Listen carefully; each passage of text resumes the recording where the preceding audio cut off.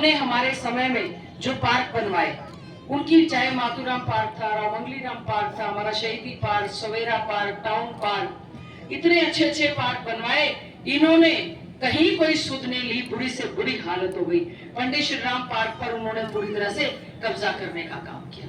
तो हमारा तो आपसे यही अनुरोध है हाथ जोड़कर कि शहर के विकास के लिए, क्योंकि 15 मिनट की बारिश में हमारा सारा का सारा शहर जलमग्न हो जाता है। अभी सेक्टर 9 से भी हमारे साथियों ने स्वागत किया है।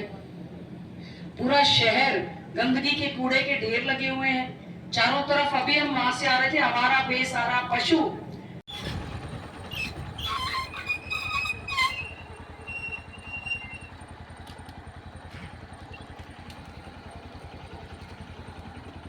लगातार यहाँ पर जो है घूम रहे, कूड़े के ढेर लगे हुए, कोई सफाई व्यवस्था नहीं है। मंदिरों का आतंक है। इतनी मूलभूत सुविधाएं हम लोगों ने एनसीआर रीजन से हम लोग पानी लेकर आए थे। शहर में हमने पीने के पानी की स्वच्छ व्यवस्था की थी। अब गंदा पानी कई घरों में आता है क्योंकि इन्होंने कोई ध्यान नहीं दिया। मैं तो आपको एक वायदा कर सकती हूँ, कांग्रेस की सरकार बनेगी, चौधरी भूपेंद्र सिंह हुड्डा जी मुख्यमंत्री बनेंगे, हमारे शहर को, झज्जर शहर को वाकई में ही बहुत सुंदर शहर बनाने का कार्य करेंगे। एनसीआर में हमारा झज्जर आता है और साथ ही साथ में हमारा जिला हेडक्वार्टर है। कोई सुविधा जिला हेडक्वार्टर जैसी नहीं है। हमने एक प्रयास किया था, इन्होंने बद से बदतर हालात हमारे क्षेत्र के करने का काम किया। विधानसभा में फोटो वीडियो ले जाकर हमने शोर किया कि आप कम से कम इस पे पैचवर्क कर दें, लेकिन नहीं। तो मेरा आपसे यही अनुरोध है, कांग्रेस की सरकार बनेगी। पूरे प्रदेश में इस समय एक हवा चल रही है, एक लहर चल रही है।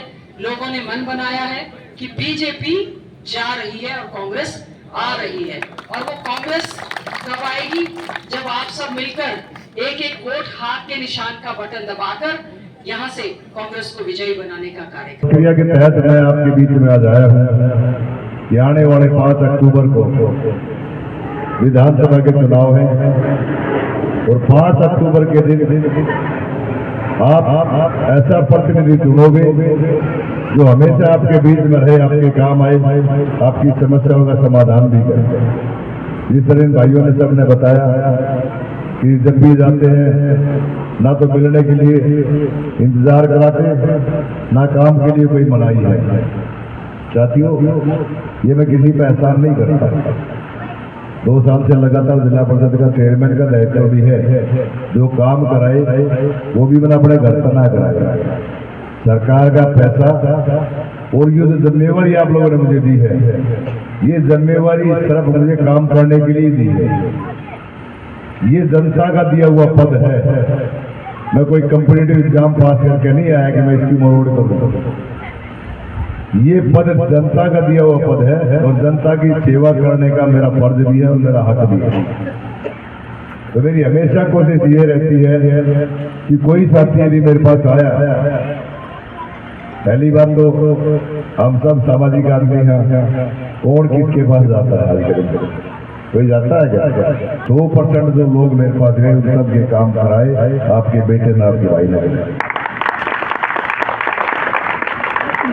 और यही कारण है ना, मैं कोई गांधी की चम्मच मुंह में लेकर पैदा नहीं हो रहा और ना मेरी कोई राजनीतिक विरासत। सिर्फ 17 साल तक लोगों के बीच में रहा ना, और जो लोगों ने मेरे अंदर देखा, जो स्वभाव जो मेरा था, जो व्यवहार मेरा था, जो मेरे विचार थे, उसकी बदौलत आज 4 बारी की विधायक है, जिसमें 2 बारी वो मंत्री भी रही, स्वास्थ्य मंत्रालय भी था, शिक्षा मंत्रालय भी था, और बड़ी बड़ी तोप उसके पीछे लगी हुई है। आज साथियों, आपके आशीर्वाद और प्यार से तकरी कटा दी उसको।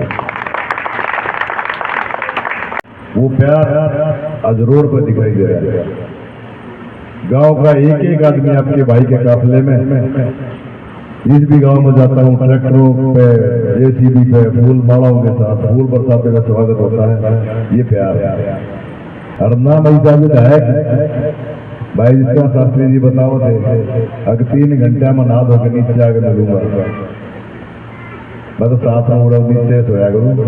हाथ दे लोग जाकर सुखता ठा रहे, भाई ये मेरा ये काम है। और ना कोई घमंड इस चीज का ना कोई मरोड़, क्योंकि जोड़ी पसार के वोट मांगने आए आप सबके बीच में।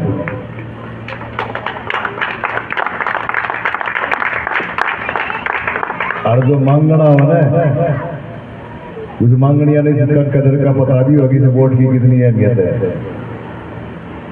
लेकिन एक वह हमारी विधायक 3 बारी लगातार बनी, जय किसी भाई ने यूं कह दी ना 15 साल में क्या काम कराया, तो सीधी यूं कहेगा ना कि इस वोट ना अपना घरा रखिए, बोझ भरा के मैं वोट लाती है, कहेगा ना क्या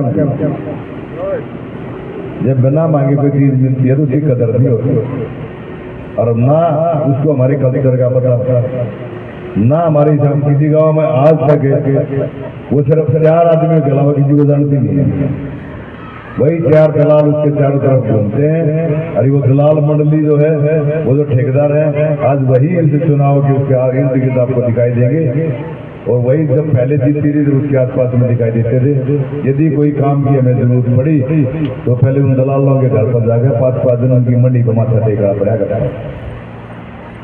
नौकरी किस तरह लगा करके आप सबको पता है, सारे सारे पढ़े लिखे आदमी को 10-10, 15-15 लाख, 20-20 लाख रुपए देकर नौकरी लगा करते। आज हरियाणा प्रदेश में पहली बारी उस प्रतिभा का सम्मान करते हुए हरियाणा के मुख्यमंत्री ने ऐसे ऐसे परिवारों के जो प्रतिभावान हमारे साथी थे, उनको सब इंस्पेक्टर, प्रोफेसर और एसडीएम तक लगाने का काम किया। ये हरियाणा 36 बरादरी के लोग एक मन बना चुके हैं कि यहाँ से अपने भाई, अपने बेटे को भारी मतों से जिता करके उस विधानसभा में भेजने का काम करेंगे, ताकि जो 15 साल के अंदर जो काम इस हल्के के अंदर नहीं हो पाए, उनका भाई, उनका बेटा अगले 5 साल में उन कामों को करने का काम करेगा।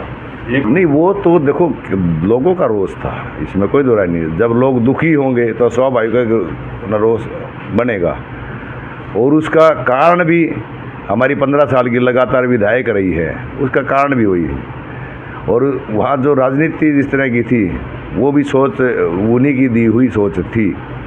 लेकिन जब इस चीज़ का मुझे पता लगा, लोगों की समस्याएं सुनी, तो लोग भी ये चाहते थे कि उनकी भी सोच थी कि जो विधायक की टिकट लेके हमारे बीच में आया है, वो भी हमारी जैसी हालात जो आज हैं उनसे रूबरू हो।